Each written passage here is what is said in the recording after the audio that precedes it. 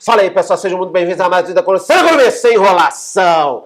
É isso aí, galera. Não estou no meu estúdio, estou na Avenue com o Gui. Obrigado, Gui. Obrigado, Charles. Por me receber aqui. Foi meio urgente. Por quê? Porque o velhinho safado, puta rentabilidade, já tá mais pra lá que pra cá, né?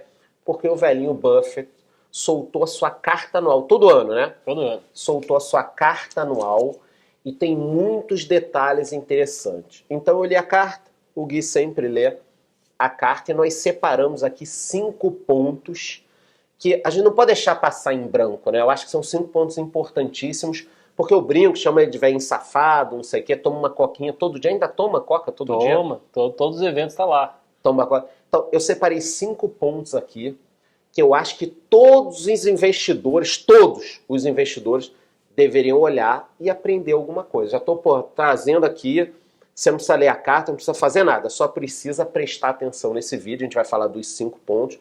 Mas antes me digam aqui nos comentários, você já investe no exterior?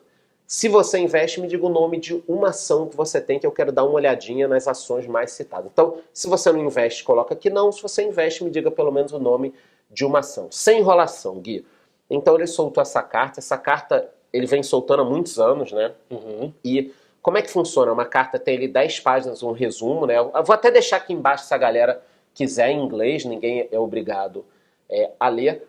Mas é um material muito rico, né? E, porra, ele já tá aí há décadas investindo, né? Exato, eu acho que o que é legal, Charles, desse documento é que todo ano ele faz, no início do ano, com a apresentação do resultado, alguns destaques do que ele realmente entende como relevante.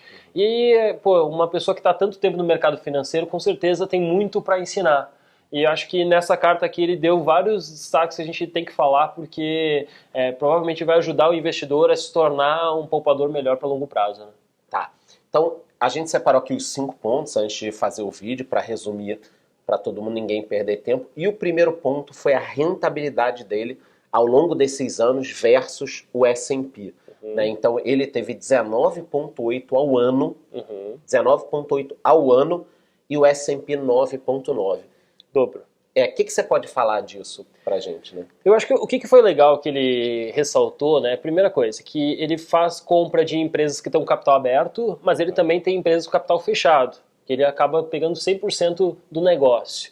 E dentre esses negócios, ele ressaltou principalmente como o vento a favor da América ajudou os Estados Unidos. Ele até fala que ele disse que provavelmente a Berkshire não teria se dado tão bem se não estivesse na América. Eu acho que isso é um fator relevante. Às vezes até para mercados emergentes ou desenvolvidos, você precisa ter que o seu negócio esteja funcionando em um país que dê disponibilidade, que realmente dê incentivos para crescer. Eu acho que ele falou que é o tailwind, né, que é o vento de cauda a favor dos Estados Unidos e principalmente da Berkshire, fez com que as empresas e ele pudessem ter tido essa rentabilidade. Então, vamos lá, que isso eu fico até feliz, quer dizer, eu posso falar que a minha rentabilidade não foi boa porque eu não estou nos Estados Unidos. Se ele falou que a dele tá boa porque ele tá lá, então o que ele está dizendo é que ele conseguiu aproveitar esse crescimento das últimas décadas dos Estados Unidos, né? Ele conseguiu capturar isso muito bem. Exato. Agora, a gente não pode tirar o mérito dele, porque quantos investidores estão nos Estados Unidos e não conseguiram essa rentabilidade? O próprio S&P não cresceu isso. Então ele conseguiu capturar esse vento a favor. E o que é legal é que ele atribui, né, até na frase ele faz assim, ele diz que ele algumas poucas decisões boas que ele fez. Na verdade, ele diz, ele é um business picker, não um stock picker. Ele fica tentando fazer bons negócios. E alguns negócios não dão certo. Até ele erra, e ele errou várias vezes. Só que ele diz que normalmente uma decisão a cada 5 anos que ele toma acaba sendo muito benéfica e acaba gerando retorno suficiente e ele deixa crescer por tempo suficiente para que aquilo seja um grande vencedor na carteira dele. Tá. Você já queimou a largada aqui da do próximo ponto segundo. Então, primeiro, uma rentabilidade muito boa ao longo do tempo, vento a favor e tudo mais. Segundo ponto aqui, essa questão de acertar alguns negócios. 2 negócios ele acertou, cara, em cheio, Coca-Cola e Amex. O que você pode falar pra gente desses cases e o valor que ele multiplicou? É bizarro, né? De dividendo, de valorização e tudo. Então, Coca-Cola e Amex. Legal, assim, vamos contextualizar. Primeiro, ele sempre disse que foi um fã da Coca-Cola. Desde pequeno, ele colecionava... Eu também sou, mas só perco dinheiro. Eu só gasto. Mas ele sempre gostou. Ele né? sempre gostou, ele sempre comprava e revendia as tampinhas, ele gostava no business e ele investia há muito tempo, desde 1950, há mais tempo ainda. Só que, o que ele decidiu fazer? Ele comprou suas ações da Coca-Cola em 1987. Muito tempo depois. Numa crise, né? Numa crise. E ele botou 1,3 bilhão de dólar. E na época ele esperava receber um dividendo mais ou menos de 75 milhões. Tá. Então ele investiu 1,3 bilhão de dólares. Ponto da Coca-Cola. E ele esperava receber 75 milhões. Tá. O que aconteceu? Ele deixou o negócio crescer, ele entendeu que era resiliente a longo prazo. E aí, para ter uma ideia, recentemente, né, só em termos de aplicação, ela é avaliada em mais de 25 bilhões. Essa posição dele. Essa posição. Ou seja, multiplicou de 1 para 25. Tá. E só de dividendos, hoje, ele recebe acima de 300 milhões. Cara, que loucura, né? Então, assim, para ter uma ideia do quanto que ele deixou crescer. E aí, ele no final, ele diz assim, que ele precisa, né, botar uma semente e deixar aquela semente crescer. Não adianta o investidor colocar uma ação e esperar que daqui a 1, 2 anos ele já vai estar ganhando muito dividendo. Não. Porque a gente está falando de 87 até agora também, né? Olha o tempo para o negócio amadurecer, de crescimento, né? É uma empresa resiliente no mundo inteiro. Mudou o mix de produtos, teve uma competição muito grande na década de 90, vocês não vão lembrar, Coca e Pepsi, a Pepsi roubou um pedaço do mercado, a Coca errou em algumas campanhas, acho que foi até numa dessa que ele pegou uma oportunidade. Uma oportunidade. E o Amex? E o Amex é outro exemplo, né? Ele botou também em 1995 1,3 bi, lembrando que a Amex é os cartões que são emitidos nos Estados Unidos, similar à Visa e à Mastercard, só que eles têm algumas vantagens. E mesmo eles não tendo o market share que tem essas duas gigantes, Visa e Mastercard, a empresa se mostra muito lucrativa. E ele ganhava, na época, para ter uma ideia, 41 milhões de dividendos. Hoje ele ganha também mais de 300 milhões. A posição multiplicou 22 vezes. E... duas posições parecidas, né? Acabou multiplicando. Para quem não sabe, a Amex, você falou cartão, é American Express, né? Porque eu falei Amex, só para contextualizar. Exato. Então o que eu acho que é o mais importante, o que ele fala, né? Que hoje vale mais de 5% da posição da empresa, da Berkshire, só essas duas. E o que isso quer dizer? Que ele deixou boas empresas valorizarem. Teve outras que não deram certo no meio do caminho. Mas algumas poucas vencedoras acabaram fazendo com que hoje ele tenha uma geração de caixa. E ele até fala que ele só está esperando todo ano para receber os dividendos dessas ações, porque ele gosta dessas empresas. Tá. Então a lição que a gente poderia tirar dessa segunda parte seria que o dinheiro numa carteira desse tipo a gente vai fazer carregando algumas boas posições de empresas que podem crescer e pagar dividendos, seria isso? Exatamente. Que é difícil ter aqui no Brasil também, né? Esse é o complicado. Eu não quero tirar o corpo fora, achar, tá sendo malandro, tá dizendo então que você não conseguiu. Não é isso. Mas é difícil aqui no Brasil, tá? Longo prazo no Brasil, infelizmente, é difícil. Ou se fala, né, que no Brasil até o passado é incerto. Tanta coisa acontece, e eu acho que essa é a diferença dos Estados Unidos. Já passaram pela crise de 1929, 2008, pandemia, presidente republicano, democrata. Quanta coisa aconteceu nos Estados Unidos e o S&P 500 vem. Longo prazo crescendo. 9,9 com reinvestimento, tá? Com reinvestimento. Exato, o que demonstra a resiliência da economia americana e a segurança para aquele cara que está pensando assim, a longo prazo. Eu quero que deixar empresas rendendo. Aonde que se mostrou o histórico maior? Boa parte das ações do Ibovespa hoje tem menos do que a Berkshire tem de investimento. Tem menos tempo. Tamanho, né, também. Então, há quanto tempo ele investe, há quanto tempo essas empresas estão e provavelmente quanto tempo elas vão durar, né? Tá. Eu vou fazer um mix aqui do terceiro e do quarto ponto. O terceiro ponto é falar um pouco da sociedade, né? Ele tem um sócio muito antigo, mais antigo que ele até, que também já está numa idade muito avançada. E o quarto ponto é a questão da honestidade nos negócios. Então, se você pudesse falar, tanto pela carta quanto pelo que você conhece dele, a questão da sociedade dele e da honestidade nos negócios e nas empresas. O que você poderia falar? Assim, o que ele colocou, né? Ele enumerou porque, ele diz assim, primeiro, alguns negócios, né? Eles têm 100% de participação. Tá. Então, Para eles, quando eles pegam esses negócios, eles tentam achar os melhores parceiros. E eles, inclusive, escolhem os CEOs ou quem vai cuidar do negócio. E eles tentam se aliar aos melhores. Ele deu até meio a entender, ele diz assim, a gente aceita erros nos negócios, mas a gente não aceita pessoas desonestas. Tá. Ele não aceita coisas que possam acontecer na empresa feitas de forma errada. Eu acho que ele não quer um escândalo tipo da Enroll, WorldCom, né? Então, eu acho que empresa com esse tipo de padrão e tal, ou caso ele veja alguma coisa assim, ele evita, né? Ele evita, exatamente. E o que ele vê exatamente com o Charlie é que ele encontrou... O sócio dele, o sócio, para quem não sabe, Charlie Munger, ele encontrou um sócio que ele diz na carta, onde que ele busca alguém mais velho para, inclusive, dar conselhos para ele. Você sabe a idade dele? 99. 99. O sócio dele tem 99. 99 e ele tem 92, 93. Tá. Porra, e eu com 45, às vezes me olho e falo, puta, tô velho, o cara com 99 e né, o sócio dele ainda fala, né, conversa. Não, falou mal do Bitcoin outro dia, né? Exato, assim, a grande parte, inclusive, da rentabilidade dele, muito se fala, veio depois dos 70, depois do 80. Porque ele deixou os juros compostos irem a favor dele. Então, assim, eu vejo muitas pessoas achando, poxa, eu tô começando a investir mais velho, ainda não dá tempo. Não, gente, dá tempo, a gente nunca sabe. Tô investindo há 2 anos e não tô vendo o negócio render. Calma, porra, né? Exato. Calma, né? O cara tá há 75 anos investindo, ele não começou ontem, ele não tá fazendo os investimentos. E engraçado é que, pô, eles estão com essas idades avançadas. E eles estão fazendo investimentos pensando em 10, 20, 30 anos. Eles não estão pensando com a cabeça de 1, 2 anos. Então, se eles estão fazendo isso, por que a gente tem que pensar, sendo mais jovem, pensar com uma cabeça tão curto-prazista? Mas é o que a galera faz, né? E eu fico me policiando pra não fazer. Não é que eu tô aqui falando, vocês fazem, eu sou bonzão. Não.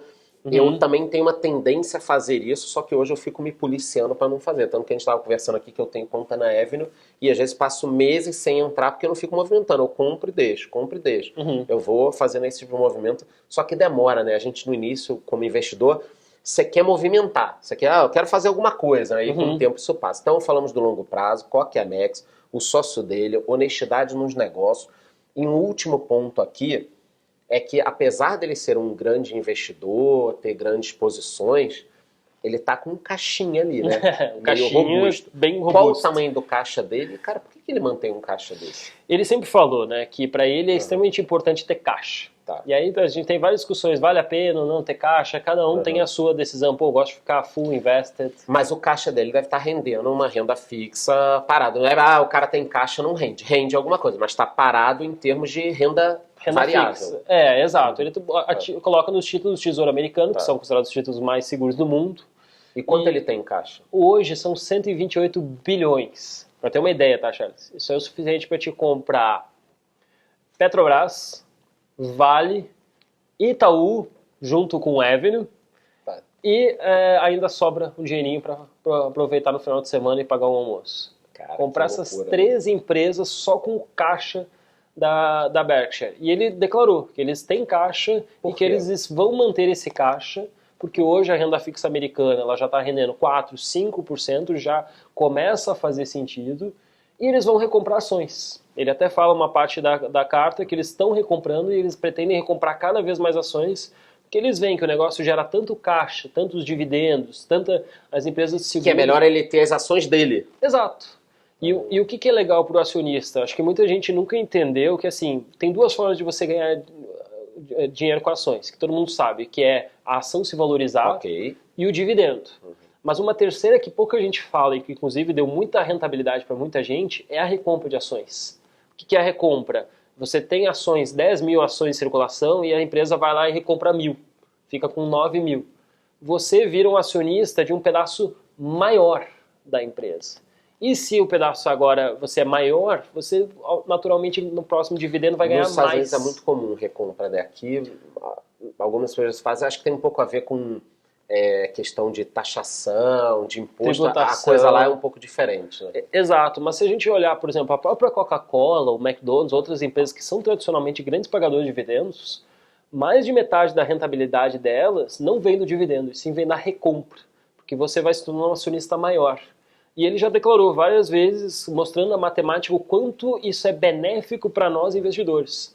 Tem ação deles, eu tenho. Então, a gente acaba se beneficiando. Ah, Guilherme, só com dividendo? Não, dividendo até talvez ganha menos do que a recompra de ações, porque você vai se tornar um acionista maior da empresa. Tá. Nós falamos aqui os 5 pontos, mas tem uma dúvida que a galera tem. Pô, legal, vocês estão falando aí do Buffett e tal, mas eu tenho R$1.000.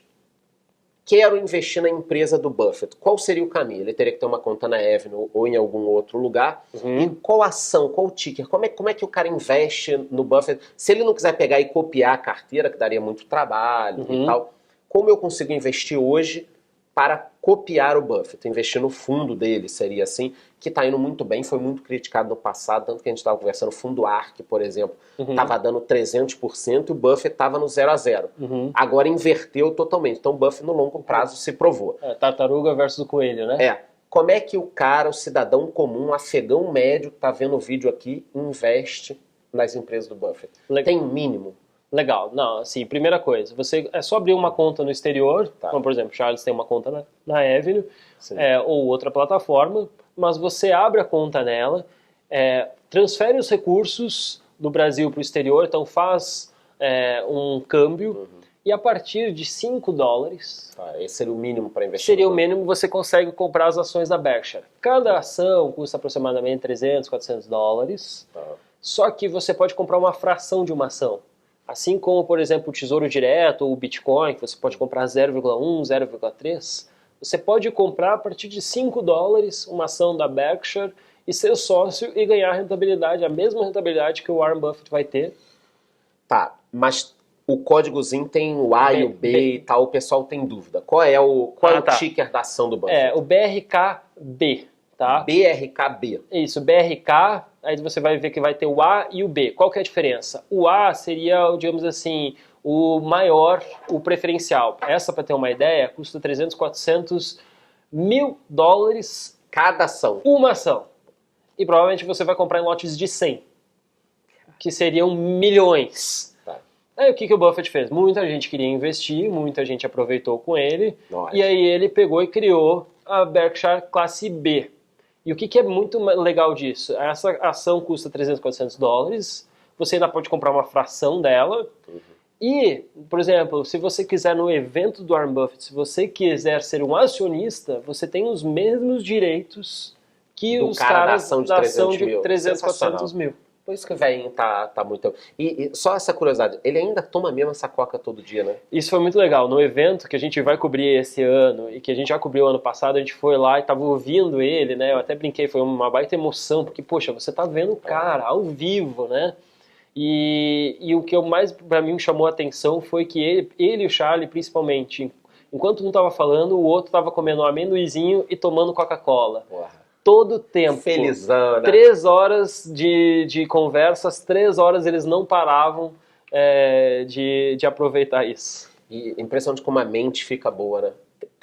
Tendo 100 bilhões, como a mente fica boa, né? Muitos dizem que é um grande segredo do sucesso dele, né? Ter 100 bilhões, né? E a Coca-Cola e o amendoim. Galera, é isso. Acho que a gente fez um vídeo rápido. Gui, obrigado. Obrigadão. Vou colocar tuas redes aqui para quem quiser te seguir. Eu recomendo, acho que pelo menos no Instagram, né? Você fala um pouco lá do dia a dia e tudo mais, até de renda fixa, que muita gente quer saber. Depois eu vou gravar um vídeo. E não esqueçam de se inscrever aqui no YouTube. Muita gente foi desinscrita aí na virada do ano. O pessoal do YouTube foi pro Réveillon, desinscreveu a galera daqui. Então, se inscrevam no canal, pelo amor de Deus. Batam no sininho. E me digam nos comentários, você já investe no exterior? Se você não investe, não. E se você já investe, me diga o nome de alguma empresa aqui, as empresas mais citadas. Eu prometo vídeo no canal. É isso, gostou? Curte o vídeo, curte o canal. Bate no sininho e até a próxima.